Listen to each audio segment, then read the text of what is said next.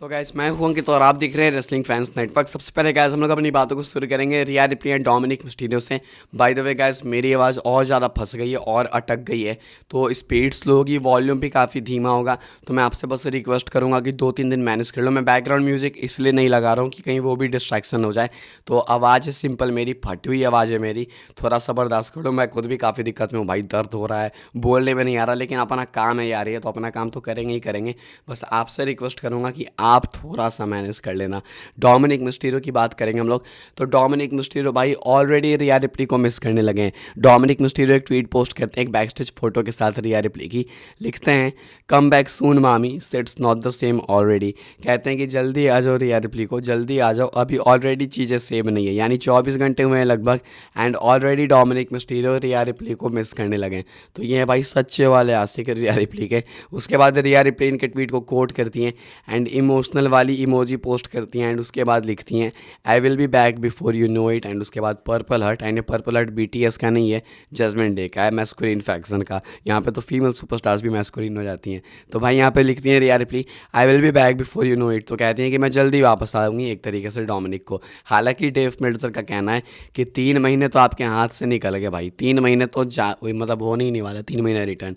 यानी कि अब अगर आएंगी भी तो समर स्लैम के अंदर चांसेस हैं, वरना backlash, clash at the castle, Saudi event, ये बीच के जितने भी शोज हैं भाई वो मिस करने ही पड़ेंगे रिया रिप्ली को। अभी के हिसाब से रिया रिप्ली को ऑलरेडी डोमिनिक मिस्टीरियो यानी उनके आशिक, उनके लवर मिस कर रहे हैं एंड रिया रिप्ली उस पर रिएक्ट भी करती हैं। देखना होगा जजमेंट डे का क्या सीन होता है जब रिया रिप्ली वापस आती हैं तब। आगे बढ़ते हैं गाइस, बात करते हैं अगली स्टोरी के बारे में जो कि ट्रिपल एच को लेके। तो भाई ट्रिपल एच विंस मैकमैन का एक और रूल एलिमिनेट कर रहे हैं, ऐसा देख के लगता है, प्रतीत होता है।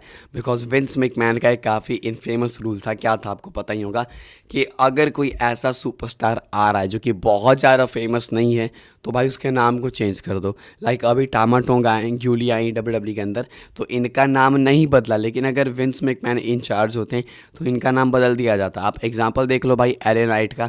एले नाइट का नाम एले नाइट थोड़ी था, लाइट रेक था, लेकिन उनको क्या करा गया, उनका नाम बदला गया, करा गया मैक्स डुप्री। उसके बाद अब बदल के एले नाइट कर दिया गया। तो ये विंस मैकमैन के चार्ज के अंदर हुआ। अब ऐसे तो भाई पता नहीं मैं आपको कितने ही एग्जांपल्स गिना सकता हूँ। गुंथर भाई अभी काफ़ी टॉप नेम है, लेकिन उनका भी नाम पहले वॉल्टर था। तो बहुत सारे नेम्स चेंज करे गए एंड ऐसा भी नहीं कि सबके ही करे गए, कुछ के नहीं भी करे गए। एज स्टाइल्स को देख लो भाई, एज स्टाइल्स बहुत ज़्यादा फेमस थे तो उनका नहीं करा गया। अब ऐसे में ट्रिपल एच के चार्ज के अंदर ये चीज़ रेयर ऑफ द रेयरेस्ट हो रही है, बहुत कम हो रही है। ट्रिपल एच लीड रोल के अंदर है, कंट्रोल के अंदर है, तो टामा टोंगा का नाम नहीं बदला गया, ग्यूलिया का नाम नहीं बदला गया। ये लोग कोई बहुत ज़्यादा फेमस नहीं है USA के अंदर, लेकिन इनका नाम नहीं बदला गया। अगर विंस मैकमैन चार्ज के अंदर होते हैं तो इनका नाम बदल दिया जाता। तो कहना है अपडेट का कि ट्रिपल एच ना रेसलर्स के ओरिजिनल नेम को ऑनर करना चाहते हैं। अब इस नेम चेंज करने वाली चीज़ में भी भाई बहुत ज़्यादा ही कॉम्प्लेक्सिटी है। एक्चुअली है क्या ना कि एक होता है IP यानी इंटेलेक्चुअल प्रॉपर्टी। तो अगर किसी रेसलर के IP के अंदर उसका नेम है तब तो ठीक है, तब वो यूज़ कर सकता है WWE के अंदर भी, AEW के अंदर भी, कहीं भी जाए। लेकिन अगर किसी कंपनी ने उसके नाम का IP ले रखा है, मान लो NJPW ले के रखती है IP टामा टोंगा के नेम की, तो दिन वो नहीं आ पाता है टामा टोंगा के नेम से। तो ये एक चीज़ भी होती है, वो भी एक चीज़ है। लेकिन हाँ, ट्रिपल एच के कंट्रोल में अभी तक इतना ज़्यादा हमें देखने को नहीं मिला है, लेकिन बहुत कम देखने को मिला है। अभी के हिसाब से ट्रिपल एच एक इस रूल को एलिमिनेट कर रहे हैं विंस मैकमैन के, ये कुछ बताया जा रहा है। आगे बढ़ते हैं गाइस, बात करते हैं अगली स्टोरी के बारे में जो कि भाई जिला फाटू को लेके। तो जिला फाटू ने क्या टीज करा है ब्लड लाइन ज्वाइन करना, बिकॉज फैंस उनको काफ़ी सारे पूछ रहे हैं भाई। उनके ट्विटर के नीचे, उनके इंस्टाग्राम के नीचे, इंटरव्यूज़ वगैरह में भी सेम क्वेश्चन हो रहे हैं। लेकिन जिला फाटू क्या कर रहे हैं, वो इंडिपेंडेंट सर्किट पे परफॉर्म कर रहे हैं।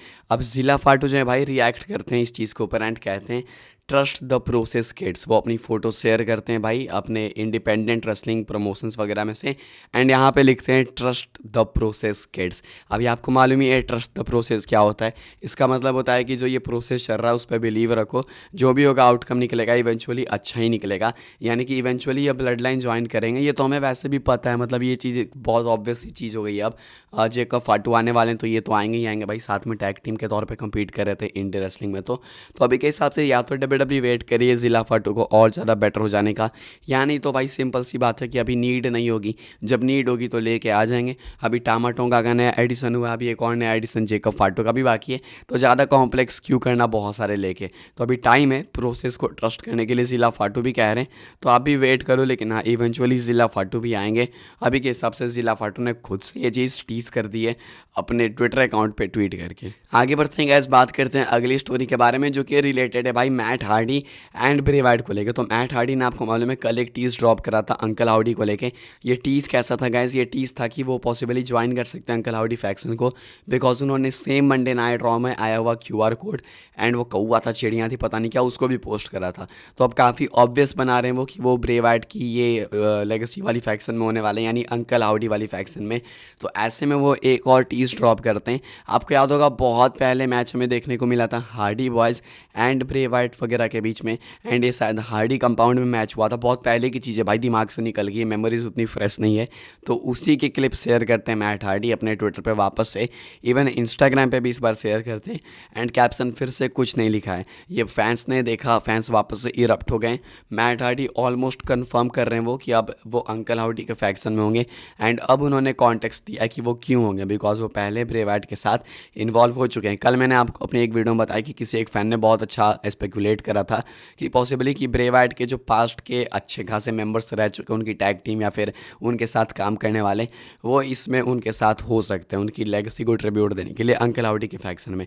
तो ब्रॉन स्ट्रोमन, एरिक रोवन, ये सब काम कर चुके हैं ब्रे वाइट के साथ। एलेक्सा ब्लिस भी, बो डैलस तो भाई है, मैट हार्डी भी कर चुके हैं। तो साथ में हो सकता है कि मैट हार्डी भी इस फैक्शन के अंदर इसी वजह से हो। एंड शायद ये जो टीज़ है मैट हार्डी का वही इंडिकेट भी करता है। तो अभी के हिसाब से भाई मैट हार्डी एक और मैसिव टीज़ ड्रॉप करते हैं कि वो ब्रे वाइट की लेगेसी को ट्रिब्यूट देने वाली फैक्शन अंकल हाउडी वाली फैक्शन को ज्वाइन कर सकते हैं। पता नहीं भाई बार बार ऐसा क्यों लग रहा है कि ब्रे वाइट की फैक्शन है, ब्रे वाइट की फैक्शन है, मतलब एक्चुअली है उनकी, बस कैरी कोई और कर रहा है। बात करते हैं गाइस हम लोग अपनी नेक्स्ट एंड फाइनल स्टोरी के बारे में जो कि ट्राइबल चीफ रोमन रेंस को लेके।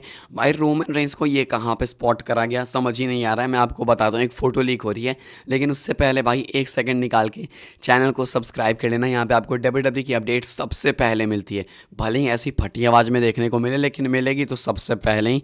तो 73.8 के आज करा दो भाई, 50-60 बचन है सिर्फ और सिर्फ। अब ऐसे में रोमन रेंस को कहाँ पे स्पॉट करा गया मैं आपको दिखा देता हूँ। ये है भाई रोमन रेंस की फोटोग्राफ, एंड ये आप देख सकते हो कि एक थ्रोन पे बैठे हुए रोमन रेंस, आसपास यहाँ पे मॉडल्स हैं, नीचे भाई गोल्ड के ब्रिक्स रखे हुए हैं, साथ में एक मॉडल के हाथ में यहाँ पे आपको चैंपियनशिप भी देखने को मिल जाएगी, पीछे कैश रखा हुआ है। रोमन रेंस भाई अपने शर्ट को खोल के बैठे हुए हैं, छाती वाती दिखा रहे हैं। तो ऐसे में भाई कई सारे लोगों के दिमाग में क्वेश्चन है कि ये जो फोटो है भाई क्या ये WWE की कोई सूट है, यानी स्मैकडाउन वगैरह के लिए, बिकॉज यहाँ पे टाइटल बेल्ट भी है, या फिर ये किसी फिल्म वगैरह के लिए, क्या रोमन रेंस ऑलरेडी ट्रांजिशन करने लगे हैं। तो कहा जा रहा है ये गुड फॉर्चून फिल्म के लिए ही है, एंड ये जो बेल्ट है भाई वो सिर्फ एक एसेसरी है, वो WWE से रिलेटेड नहीं है। तो रोमन रेंस भाई एक मूवी शूट कर रहे हैं, हालांकि इसका मतलब ये नहीं कि वो बिल्कुल हॉलीवुड चले गए, ट्रांजिशन तो धीरे धीरे होगा ही भाई, सिंपल सी बात है, लेकिन वो परमानेंट के लिए हॉलीवुड नहीं गए। ये फोटो रोमन की बस लीक हुई है, तो आप इसको देख के थोड़ा सा ये कह सकते हो कि हाँ भाई रोमन स्पॉट हुए, लेकिन ये WWE से रिलेटेड नहीं है, एक फिल्म शूट हो रही है करेंटली रोमन रेंस की। तो अभी रोमन वहाँ बिजी होने वाले हैं। इस वीडियो के लिए कैसे बस यही कुछ अपडेट्स थी। आई होप सबको इन्फॉर्मेशन मिली हो, बहुत मुश्किल से ही मिली होगी भाई ऐसी आवाज़ में तो, लेकिन फिर भी भाई आई होप सबको वीडियो पसंद आई हो तो वीडियो को लाइक करें, शेयर करें एंड सब्सक्राइब जरूर से करें चैनल को, ताकि आने वाले टाइम के अंदर आपको और भी ऐसी WWE की न्यूज़ रूमर अपडेट्स सबसे पहले देखने को मिलती रहे। फॉलो कर सकते हैं आप लोग मुझे इंस्टाग्राम एंड ट्विटर पर, लिंक आपको मिल जाएगी डिस्क्रिप्शन में। ज्वाइन कर सकते हैं व्हाट्सएप चैनल को, उसके भी लिंक है डिस्क्रिप्शन में। मिलते हैं अपनी नेक्स्ट ऑफर काफ़ी इंटरेस्टिंग वीडियो में।